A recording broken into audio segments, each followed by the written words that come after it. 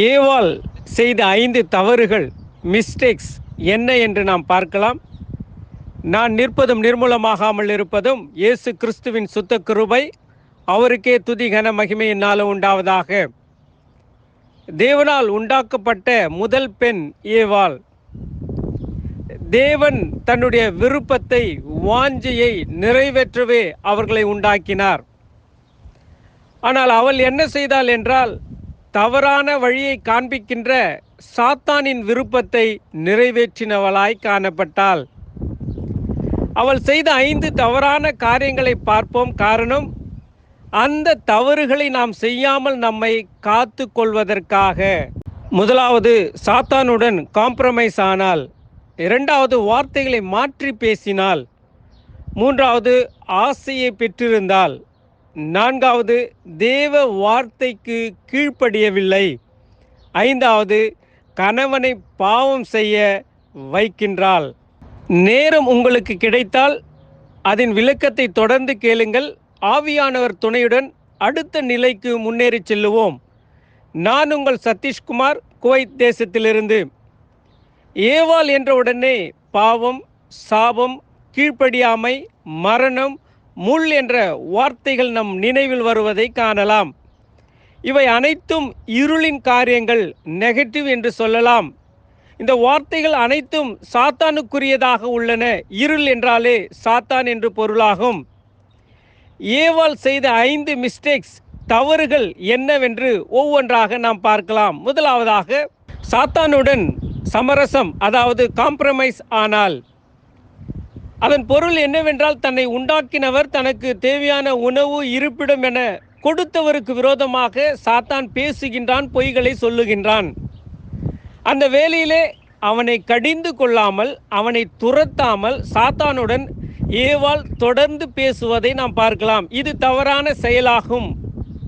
நம்முடைய அனுதின வாழ்விலும் நாம் இப்படிப்பட்ட காரியங்களை செய்வதுண்டு. அது எப்படி எனில், தேவன் கணவனை கொடுத்துள்ளார், மனைவியை கொடுத்துள்ளார்.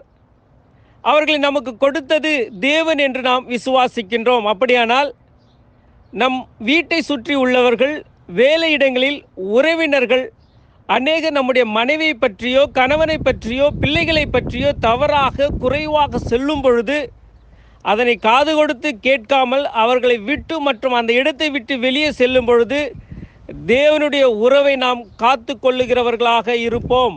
அதனை விட்டு அவர்களின் வார்த்தைகளை தொடர்ந்து கேட்கும் பொழுது நாம் தேவனுக்கு விரோதமாக, அவரால் கொடுக்கப்பட்ட குடும்பத்துக்கு விரோதமாக வார்த்தைகளை, செயல்களை செய்து இருளின் வாழ்வை பெறுவோம்.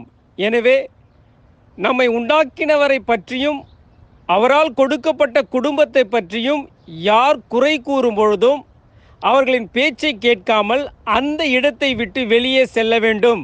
அதாவது தன்னுடைய சொந்த அப்பா அம்மாவாக இருந்தாலும் இதை செய்வதின் மூலம் அன்பின் குடும்பத்தை, ஒளியின் குடும்பத்தை உருவாக்கலாம். இருளோடு நமக்கு பங்கு எதற்கு? இரண்டாவது, ஏவாள் செய்த தவறு, வார்த்தைகளை மாற்றி பேசினாள். ஏவாள் தேவன் சொல்லாததை சாத்தானிடம் சொல்லுகின்றாள். அதாவது வார்த்தையை மாற்றி பேசுகின்ற தவறான குணத்தை பெற்றிருந்தாள். அது எப்படி எனில், தேவன் சொல்லுகின்றார், ஆதியாகமம் 2ஆம் அதிகாரம் 17ஆம் வசனத்திலே, கனியை புசிக்க வேண்டாம், அதை புசிக்கும் பொழுது சாகவே சாவீர்கள் என்று. அவள் சாத்தானிடம் என்ன சொல்லுகிறாள் என்றால், ஆதியாகமம் 3ஆம் அதிகாரம் 3ஆம் வசனத்திலே, புசிக்கவும் அதை தொடவும் வேண்டாம் என்று தேவன் சொன்னார் என்று சொல்லுகின்றாள். வார்த்தையை மாற்றி பேசுகின்றாள். தேவன் தொடாதே என்ற வார்த்தையை பயன்படுத்தவில்லை, ஆனால் இவள் அதை சொல்லுகின்றாள். வார்த்தையை மாற்றுகின்றவளாக காணப்பட்டாள். வசனம் அழகாக சொல்லுகின்றன, நாம் பேசும் வீண் வார்த்தைகளுக்கு 2ஆம் வருகையில் கணக்கு ஒப்புவிக்க வேண்டும் என்று. எனவே நாம் பேசும் பொழுது ஜாக்கிரதையாக, நிதானமாக, பொறுமையாக மற்றவருடன் பேச வேண்டியது அவசியமாக இருக்கிறது. மூன்றாவதாக, ஏவாள் செய்த தவறு, ஆசை கொண்டிருந்தாள். ஏவாளிடம் ஆசை அளவுக்கு அதிகமாக இருப்பதை நாம் பார்க்கலாம். ஆசைதான் எல்லா தீமைக்கும் வேறாக உள்ளன. ஆசைதான் மனிதனை அழிக்கின்றதாக, தேவனுக்கு தூரமாக போக செய்கின்றதாக உள்ளன. அவள் எப்படிப்பட்ட ஆசை கொண்டிருந்தாள் என்றால், தேவனைப் போல மாற வேண்டும் என்று. சாத்தானின் ஆசையே அவளிடமும் இருந்ததை நாம் பார்க்கலாம். லூசிஃபர் என்ற தூதன் தன்னை தேவனுக்கு ஒப்பாகவே நினைத்தான், வாஞ்சித்தான். அதன் மூலம் அவன் தள்ளப்பட்டான். இவளும் தன்னை தேவனைப் போல் மாற ஆசை கொள்ளுகின்றாள். அதாவது சாத்தான் சொல்லுகின்றான், இந்த மரத்தின் கனியை புசிக்கும் பொழுது தேவர்களைப் போல் மாறுவீர்கள் என்று. அதனை ஆதியாகமும் 3ஆம் அதிகாரம் 5ஆம் வசனத்திலே நாம் பார்க்கலாம். தேவன் மனிதனை தன் சாயலாகவே தன் சுவாசத்தை கொண்டு உண்டு பண்ணினதை மறந்தாள்.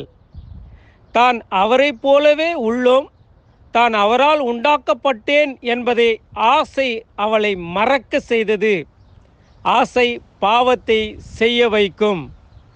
ஆசை தேவனிடமிருந்து நம்மை பிரிக்கிறதாக காணப்படும் என்பதிலே எந்த ஒரு சந்தேகமில்லை.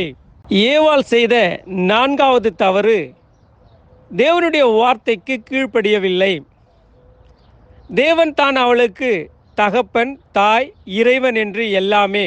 காரணம், அவர்தான் இவளை உண்டாக்கினார். அப்படியானால் உண்டாக்கினவருக்கு கீழ்ப்படிவதுதான் மேன்மை, நீதியாகும். எனவே வசனம் சொல்லுகின்றன, பெற்றோருக்கு கீழ்ப்படிய வேண்டும் என்று. ஆபிரகாம் தன்னை உண்டாக்கினவருக்கு கீழ்ப்படிந்தான். எனவே அது அவனுக்கு நீதியாக எனப்பட்டது. அந்த நீதியை ஏவாள் மறந்தாள். தேவன் சொல்லுகின்றார், கனியை புசியாதே என்று. ஆதியாகமும் 2ஆம் அதிகாரம் 17ஆம் வசனத்திலே. ஏவாள் கனியை புசித்தால். ஆதியாகமும் 3ஆம் அதிகாரம் 6ஆம் வசனத்திலே நாம் பார்க்கலாம். தேவன் வேண்டாம் என்று சொன்னதை செய்ததின் மூலம் கீழ்ப்படியாத நிலை காணலாம். சாத்தானின் குணம் கீழ்ப்படியாமை ஆகும். அநேக வேளைகளில் நம்மை பெற்ற, இந்த உலகத்துக்கு வர காரணமாக இருந்த பெற்றோர்களின் வார்த்தைகளை தள்ளுகின்ற வாழ்க்கையை வாழ்கின்றோம். இது முற்றிலும் தவறு. கீழ்ப்படியும் பொழுது மட்டுமே அடுத்த நிலைக்கு முன்னேறி செல்ல முடியும். கீழ்ப்படியாதவர்கள், அதாவது பெற்றோருக்கு கீழ்ப்படியாதவர்கள், உண்டாக்கின உருவாக்கின இயேசு கிறிஸ்துவுக்கு ஒருபொழுதும் கீழ்ப்படிய மாட்டார்கள் என்பதை மனதில் கொள்ள வேண்டும். 5வதாக ஏவாள் செய்த தவறு, கணவனை பாவம் செய்ய வைக்கின்றாள். தான் தேவனுக்கு விரோதமாக பாவம் செய்தால், செய்த பின் நடந்ததை கணவரிடம் சொல்வதற்கு பதிலாக தான் செய்த தவறினை அவனையும் செய்ய வைக்கின்றாள். ஒளிக்கு நேராக அழைத்து செல்வதற்கு பதிலாக இருளுக்கு நேராக வழி நடத்தினாள். அநேக வேளைகளில் நாமும் நம் குடும்பத்தை, நம்முடைய பிள்ளைகளை தேவனுக்கு நேராக, ஒளிக்கு நேராக, ஆலயத்துக்கு நேராக அழைத்து செல்வதை விட்டு உலகத்துக்கு நேராக, தேவனுக்கு விரோதமாக நடத்தி செல்வதை நாம் பார்க்கலாம். இது தேவனுக்கு பிரியமற்ற செயலாகும். நாம் ஒளிக்கும் பகலுக்கும் உரியவர்கள். அதாவது ஒளி எப்பொழுதும் இருளை தள்ளும், வழியை பிறருக்கு காண்பிக்கும். அந்த வாழ்க்கையை தான் தேவன் நம்மிடம் எதிர்பார்க்கின்றார். தேவன் நம்மை பிரித்தெடுத்திருக்கின்றார். நாம் தேவனுடைய பிள்ளைகள் என்று சொல்வோமானால், கூடிய மட்டும் பிறரை விசுவாசத்தில் வளர்க்கின்ற வாழ்க்கை வாழ்ந்து தேவனை மகிமைப்படுத்துவோம். முடிந்தால் ஏவாள் செய்த அந்த 5 தவறுகளை செய்யாமல் நம்மை காத்து கொண்டு ஒளியின் பிள்ளைகளாக இந்த உலகத்தில் வாழ்ந்து தேவனுடைய நாமத்தை மகிமைப்படுத்துவோம்.